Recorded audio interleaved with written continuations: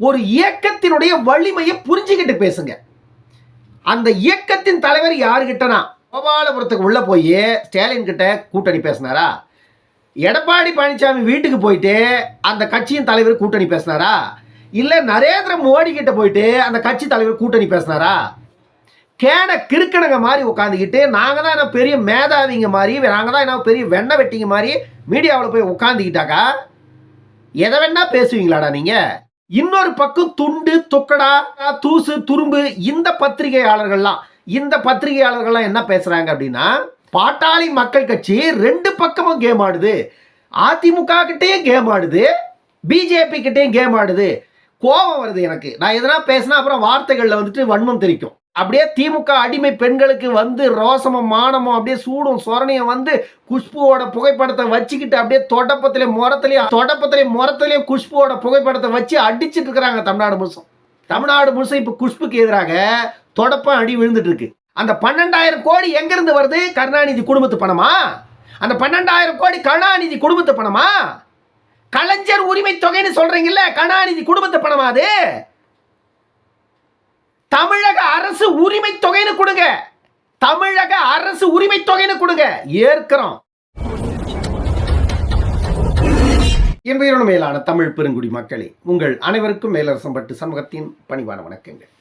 அன்பு உறவுகளே, நம்முடைய சேனலை நீங்கள் பார்ப்பது இதுவே முதல் முறையாக இருந்தால் நம்முடைய காணொளிகள் தொடர்ந்து உங்களுக்கு வர வேண்டும் என்றால் உடனே சப்ஸ்கிரைப் செய்து கொள்ளுங்கள். தொடர்ந்து நம்முடைய காணொளி பற்றின மேலான கருத்துக்களை கருத்துரை பகுதியிலே தவறாமல் பதிவு செய்யுங்கள். அன்பு உறவுகளே, வாருங்கள் இப்பொழுது காணொளிக்குள்ளே செல்லுவோம். தமிழ்நாட்டில் இருக்கின்ற அரசியல் கட்சிகள்ல முதல் ரேஸ்ல இருக்கிறது பாமக மேல இருக்கிற வைத்தறிச்சல்ல, பாமக மேல இருக்கிற காழ்ப்புணர்ச்சியில காட்சி ஊடகத்தில் பேசுறவன், அச்சு ஊடகத்தில் பேசுறவன், சமூக வலைதளத்தில் பேசுறவன் எல்லாமே வன்மத்தையே உமிழுறீங்க. அதை சொல்லுங்க எனக்கு. முதல்ல பாமக அவர்களுடைய இடத்துல சரியா நின்றுட்டு இருக்காங்க. மற்ற இயக்கங்கள் மாதிரி யாருடைய காலையும் போய் விழ வேண்டிய அவசியம் பாமகவுக்கு கிடையாது. பாமகவை தேடி அரசியல் கட்சிகள் போகுது அவங்க கிட்ட. எங்களுடன் கூட்டணி சேருங்கள், நாம் சேர்ந்து களத்தை சந்திப்போம், உங்களுக்கு எத்தனை இடங்கள் வேண்டும் என்று கேளுங்கள், அதை நாம் சரி செய்து கொண்டு களத்தில் நிற்போம், உங்களுக்கான அங்கீகாரத்தை நாங்கள் கொடுக்கிறோம் என்று எல்லா அரசியல் கட்சிகளும் பாமகவை தேடி தைலாபுர தோட்டத்தை நாடி ஓடுறாங்க. தமிழ்நாட்டில் இருக்கிற மற்ற லெட்டர் பேடங்களுக்கெல்லாம் அந்த மரியாதை இல்லை. உங்களுக்கு ஒரு எம்பி சீட்டு வேணாலோ, உங்களுக்கு ஒரு எம்எல்ஏ சீட்டு வேணாலோ நீங்க மற்ற கட்சியின் தலைவர்கள்கிட்ட போய் நிக்கணும். உங்களுடைய இயக்கத்திற்கு இருக்கிற வலிமை மக்கள் செல்வாக்கு, அவ்வளவுதான். இது பாமகவின் செல்வாக்கு, பாமகவின் மக்கள் செல்வாக்கு, பாமகவிடம் இருக்கின்ற கொள்கை பிடிப்பு, பாமகவிடம் இருக்கின்ற உறுதித்தன்மை, இதுவெல்லாம் அந்த கட்சியை உயர்ந்த இடத்தில் நிறுத்தி கொண்டிருக்கிறார்கள் அந்த கட்சியின் தலைவர்கள். இது ஊடகத்தில் உட்காந்துக்கிட்டு கதற உங்களுக்கு வைத்தறிச்சல்னு எல்லாருக்குமே தான் தெரியுது. பாமக பார்கின் பவரை உயர்த்திக்கிட்டு போகுது. ஒரு பத்திரிகையாளர் சொல்றாரு, மணி அப்படின்னு சொல்லிட்டு அவர் சொல்றாரு, பாமக வந்து பார்கின் பவரை உயர்த்திக்கிட்டே போகுது. இந்த பக்கம் ஒரு பத்திரிகையாளர் ரவீந்திரன் துரைசாமி, பாமக வந்துட்டு அவங்க நிலைப்பாட்டில் கரெக்டாக இருக்கிறாங்க எப்போவுமே. ஒரு ஐயா வந்துட்டு அவர் எடுக்கிற முடிவில் உறுதியாக நிற்பார். எப்போதுமே பாட்டாளி மக்கள் கட்சி வந்துட்டு அவருடைய கொள்கை கோட்பாட்டுகளில் நிலையா நிற்பார் மருத்துவர் ஐயா. ஆனால் அவர் வந்துட்டு எந்த ஒரு தருணத்திலையும் தன்னுடைய இலக்கில் இருந்து இறங்கி வரமாட்டாரு. அப்படி ஒரு உறுதித்தன்மையுடைய தலைவர் அப்படின்னு ரவீந்திரன் துரைசாமி ஒரு பக்கம் பேசுறாரு. இன்னொரு பக்கம் துண்டு துக்கடா தூசு துரும்பு இந்த பத்திரிகையாளர்கள்லாம் என்ன பேசுறாங்க அப்படின்னா, பாட்டாளி மக்கள் கட்சி ரெண்டு பக்கமும் கேம் ஆடுது, அதிமுக கிட்டேயும் கேம் ஆடுது, பிஜேபி கிட்டேயும் கேம் ஆடுது. கோபம் வருது எனக்கு. நான் எதனா பேசினா அப்புறம் வார்த்தைகளில் வந்துட்டு வன்மம் தெரிக்கும். ஒரு பத்திரிகையாளன் அப்படின்ற இடத்துல உட்கார்ந்துக்கிட்டு பேசுற நீங்க ஒரு இயக்கத்தினுடைய வலிமையை புரிஞ்சுக்கிட்டு பேசுங்க. அந்த இயக்கத்தின் தலைவர் யாருகிட்டனா, கோபாலபுரத்துக்கு உள்ள போய் ஸ்டாலின் கிட்ட கூட்டணி பேசினாரா? எடப்பாடி பழனிசாமி வீட்டுக்கு போயிட்டு அந்த கட்சியின் தலைவர் கூட்டணி பேசினாரா? இல்ல நரேந்திர மோடி கிட்ட போயிட்டு அந்த கட்சி தலைவர் கூட்டணி பேசினாரா? கிறுக்கணுங்க மாதிரி உட்காந்துக்கிட்டு நாங்கள் தான் என்ன பெரிய மேதாவிங்க மாதிரி, நாங்கள் தான் என்ன பெரிய வெண்ணெய் வெட்டிங்க மாதிரி மீடியாவில் போய் உட்காந்துக்கிட்டாக்கா எதை வேணா பேசுவீங்களாடா நீங்கள்? பாட்டாளி மக்கள் கட்சியின் தலைமை திண்டிவனத்தில் இருக்கிற தைலாபுரம் தோட்டத்தில் தான் இருக்கு. ஆனால்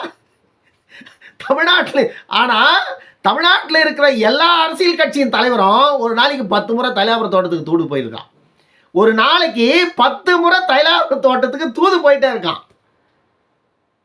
அப்ப அந்த கட்சியினுடைய வலிமை, அந்த கட்சி தலைவருடைய வலிமை, அந்த கட்சியினுடைய வலிமை, அந்த கட்சியின் தலைமையினுடைய வலிமை எப்படி இருக்குது அதை பேசுங்க. அதை பேச உங்களுக்கு எவ்வளோ துப்பு இருக்கா, தைரியம் இருக்கா, திராணி இருக்கா? நான் சொல்றேன், இதுதான் உண்மை.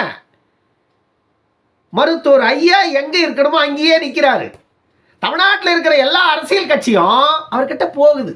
ஐயா ஐயா எப்ப பேசலாம்யா, எப்ப பேசலாம்யா, எப்ப பேசலாம்யா? ஒரு பக்கம் இவங்க போறாங்க, ஒரு பக்கம் அவங்க போறாங்க, ஒரு பக்கம் இன்னொரு ஆளு தூது போறாரு, ஒரு பக்கம் இன்னொரு ஆளு தூது போறாரு, இன்னொரு பக்கம் பிஜேபி தலைவர் அனுப்பிச்சுதா ஒருத்தர் போறாரு, ஒரு பக்கம் அதிமுக தலைவர் அனுப்பிச்சுதா ஒருத்தர் போறாரு, இன்னொருத்தர் திமுக தலைவர் அனுப்பிச்சுதா ஒருத்தர் போறாரு. எல்லாரும் போறது தைலாபுரம் தோட்டத்துக்கு. தைலாபுரம் தோட்டத்தின் நாயகன் யாருக்கிட்டனா போனாருன்னு ஒரு அடையாளம் இருந்தா காட்டுங்க, நம்ம பேசலாம். அதை பத்தி அவதூறு பேசணும். பாட்டாளி மக்கள் கட்சி தங்களுடைய வலிமையை நிலைநிறுத்தி எங்களுக்கு இத்தனை தொகுதிகள் வேண்டும் என்று கேட்டாக்கா அது வந்துட்டு பார்கின் பவர், அது வந்துட்டு பேரம். அதே விசிகாவும் காங்கிரஸும் கம்யூனிஸ்டுகளும் மற்ற இருக்கிற கட்சிகள்லாம் திமுக காரர்கிட்ட போயிட்டு பொட்டிக்கு சண்டை போட்டுருந்தா அது வந்துட்டு தொகுதி பங்கீடு. வாங்கினதுக்கு மட்டும் பேசுங்க. வாங்கினதுக்கு மேல கூவினீங்கன்னா உங்களெல்லாம் கூவல் திலகம் தான் சொல்லணும். வாங்கினதுக்கு கூவுங்க ஒரு அளவோட. பாட்டாளி மக்கள் கட்சி உங்களுக்கு எதுவும் கொடுக்கல, ஏன்னா கொடுக்குற அளவுக்கு பாட்டாளி மக்கள் கட்சி கிட்ட இல்லை. ஏன்னா அந்த இயக்கமே பாமர பாட்டாளிகளோட இயக்கம். இன்னும் அந்த பாட்டாளிகள் உயராததுனால தான் இன்னைக்கு வரைக்கும் பாட்டாளி மக்கள் கட்சி தமிழ்நாட்டில் ஆட்சிக்கு வர முடியல. அந்த பாமர பாட்டாளிகள் உயர்ந்திருந்தா திமுக 5000 கொடுக்குறான் பாரு ஓட்டுக்கு, அப்போ இந்த பாட்டாளி கூட நாளைக்கு 5000 ஓட்டை கொடுத்து வாங்கி ஆட்சி அதிகாரத்துக்கு வந்திருக்க முடியும். ஆனால் பாமர உயரலை, பாட்டாளி வர்க்கம் உயரலை. பாட்டாளி வர்க்கம் உயராததுனால தான், பாமரனுடைய வாழ்வில் வளர்ச்சி பெறாததுனால தான் இன்னமும் இந்த இயக்கம் அதிகாரத்துக்கு வர முடியல. இந்த பாமரனை, இந்த ஏழை பாட்டாளிய இந்த கொள்ளகார கூட்டம் தேர்தல் வரும்பொழுதெல்லாம் 1000 5000 வரைக்கும் விலை கொடுத்து வாங்குது ஓட்டை. வேற வழி இல்லை, என் மக்களுக்கு வேற வழி இல்லை. வேற வழி இல்லாததுனால வாங்கியும் போடுறாங்க. வாங்கிட்டு மனசாட்சி கேட்கல, என்ன பண்றது? நான் பாமகவுக்கு தான் ஓட்டு போடலான்னு இருந்தேன்.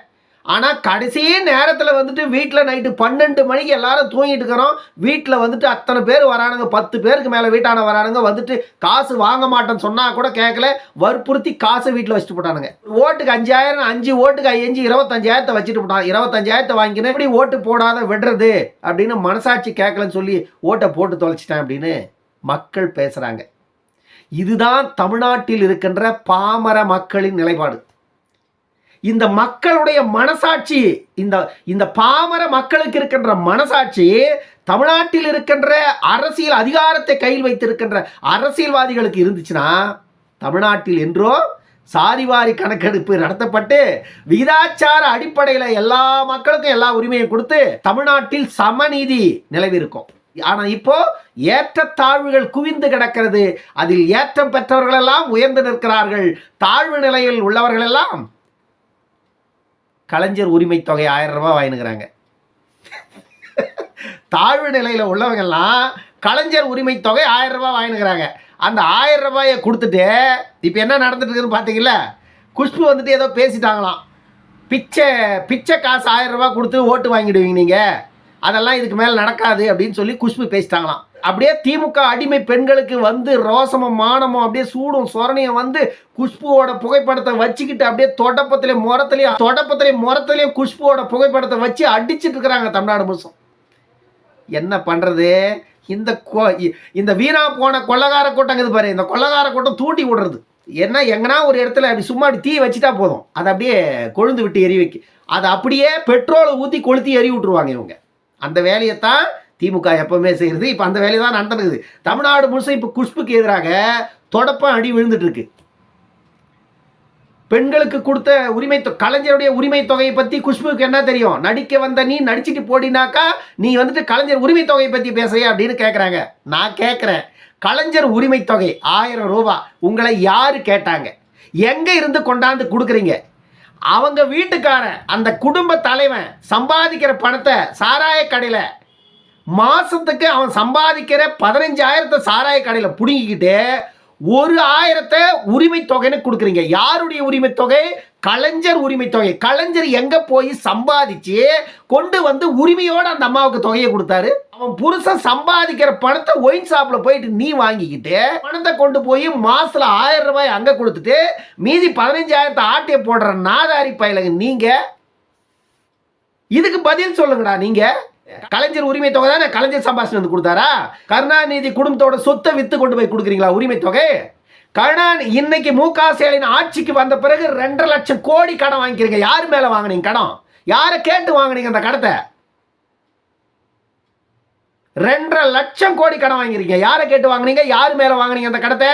இந்த மக்கள் மேலதான் வாங்கியிருக்கீங்க. ஒவ்வொரு தலை மேலையும் 1.5 லட்சம் கடன் வாங்கி வச்சிருக்கீங்க. ஒரு வீணா போன ஆட்சியை நடத்துற திமுக, இந்த திமுகவுக்கு வெக்கமோ சூடோ சோடோ மானமோ ஈரமோ தன்மானம் எதுவுமே இல்லாத ஒரு இயக்கம் இது. குஷ்பு கேட்டுட்டாங்களாம், பிச்சை காசு 1000 ரூபாய் நீங்க உரிமை தொகை கொடுத்துட்டாங்க, பெண்கள் எல்லாம் உங்களுக்கு ஓட்டு போட்டுருவாங்களா அப்படின்னு பிச்சை காசுன்னு சொல்லிட்டாங்களாம் குஷ்பு. குஷ்பு எந்த கட்சியிலாம் இருக்கட்டும், அது நமக்கு தேவையில்லை. குஷ்பு கேட்டது சரிதான். குஷ்பு கேட்டது சரிதான். நீங்க கொடுக்கிற அந்த காசு கலைஞர் உரிமை தொகைன்னு கொடுக்குறீங்கல்ல, கலைஞர் உரிமை தொகை. கலைஞர் எங்க சம்பாதிச்சுட்டு வந்து இந்த பெண்களுக்கு உரிமை தொகை கொடுக்குறாரு? அதை சொல்லுங்க. இதுக்கான விளக்கத்தை கொடுங்க ஃபர்ஸ்ட். ஏன் அப்பன், ஏன் மாமன், ஏன் மச்சான், ஏன் அண்ணன், ஏன் தம்பி சம்பாதிக்கிற பணத்தை ஒயின் ஷாப்பை தெருவுக்கு அவன் வீட்டுக்கு பக்கத்துல திறந்து வச்சு அதன் மூலமா அவனுடைய உழைப்பு மொத்தத்தையும் சுரண்டி மாசத்துல அவன் சம்பாதிக்கிற 15,000 புடிங்கிட்டு அதுல இருந்து 1,000 ரூபாய் அந்த குடும்ப தலைவி கிட்ட கொண்டு போய் கொடுத்துட்டு அந்த காசுக்கு பேர் என்னன்னு சொல்லுவேன்? என்ன பிச்சை காசுன்னு தான்டா சொல்லுவாங்க. பிச்சை காசுன்னு தான் சொல்லுவாங்க. அந்த பிச்சை காசை கொண்டு போய் 1000 ரூபாய் கொடுத்துட்டாக்கா கலைஞர் உரிமை தொகையை நாங்க கொடுத்துட்டோம். பெண்கள் எல்லாம் அப்படியே குஷியா இருக்கிறாங்க, சந்தோஷமா. எப்படி இருப்பான் குஷியா சந்தோஷமா? இந்த குடும்ப தலைவன் மாசத்துல சம்பாதிக்கிற 15,000 அவன் கிட்ட இருந்துச்சுன்னா பிச்சை காசு எதுக்கடா 1000? என் அம்மாளுக்கும் என் அக்காளுக்கும் என் தங்கைக்கும் என் அத்தைக்கும் என் மாமிக்கும் நீ ஓட்டு வாங்கணும் ஜெயிக்கணும்னு நீ வீணா போன வெத்து வாக்குறுதியை கொடுத்துட்டு அந்த உரிமை தொகைக்கு இப்ப மாசம் 12,000 கோடி செலவு பண்றீங்க. அந்த 12,000 கோடி எங்க இருந்து வருது? கருணாநிதி குடும்பத்து பணமா? அந்த 12,000 கோடி கருணாநிதி குடும்பத்து பணமா? கலைஞர் உரிமை தொகைன்னு சொல்றீங்கல்ல, கருணாநிதி குடும்பத்து பணமா அது? தமிழக அரசு உரிமை தொகைன்னு கொடுங்க. தமிழக அரசு உரிமை தொகைன்னு கொடுங்க, ஏற்கிறோம். கலைஞர் உரிமை தொகைனா கருணாநிதி விட்டு குடும்பத்து பணமா அது? குஷ்பு கேட்டாங்க, அவங்க நடிக்கிறதுக்கு வந்தவங்க. நானும் கேட்டிருக்கேன். இப்ப எனக்கு சொல்லுங்க பதில. இன்னொரு காணொலியில் சந்திக்கும் வரை உங்களிடமிருந்து விடைபெற்றுக் கொள்வது மேலரசம்பட்டு சண்முகம். நன்றி, வணக்கம் அன்பு உறவுகளே.